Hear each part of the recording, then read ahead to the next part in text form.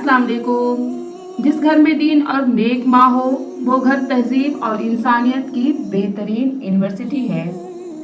बड़ों के तजुर्बों से फ़ायदा उठाएं, अपने बड़ों के मशवरे पर अमल करो, इसलिए नहीं कि वो हमेशा सच बोलते हैं बल्कि इसलिए कि उन्हें गलतियों का ज़्यादा तजुर्बा होता है। इमाम हुसैन, जिसकी अमीरी उसके लिबास में हो वो हमेशा फ़कीर रहेगा और जिसकी अमीरी उसके दिल में हो वो हमेशा गनी रहेगा।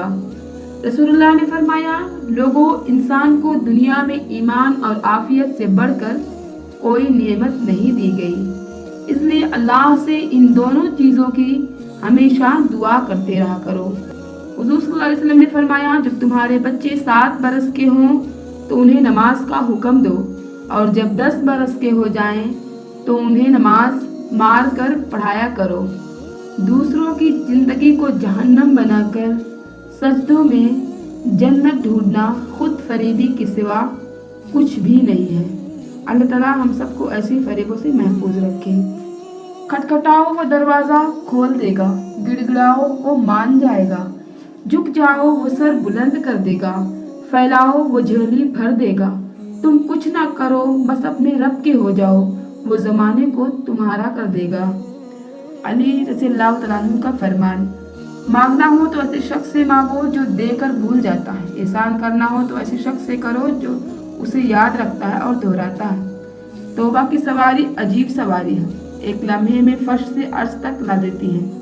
करो सोने के 100 टुकड़े तो कीमत कम नहीं होती, बुजुर्गों की दुआ लेने से इज्जत कम नहीं होती। दौलतमंद को दहलीज से खाली ना लौटाओ, अल्लाह के नाम पर देने से दौलत कम नहीं होती। अच्छा वक्त गुजर गया, अल्हम्दुलिल्लाह। अच्छा वक्त गुजर रहा है, माशाअल्लाह, बेहतरीन गुजरेगा इंशाअल्लाह।